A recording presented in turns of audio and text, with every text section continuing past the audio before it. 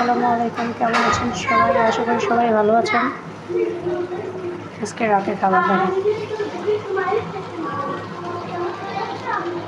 রুটি, তারপরে কী বলেন তো, অনেকে বলে পেঁয়াজি, অনেকে বলে ঝাল বড়া,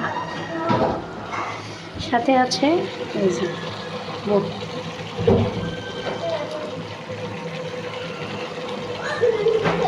দারুণ একটা খাবার না? মজাদার।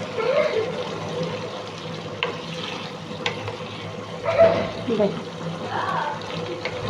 আসলে অনেক ভালো লাগে আপনাদের সাথে সব কিছু শেয়ার করি, তো ভীষণ ভালো লাগে।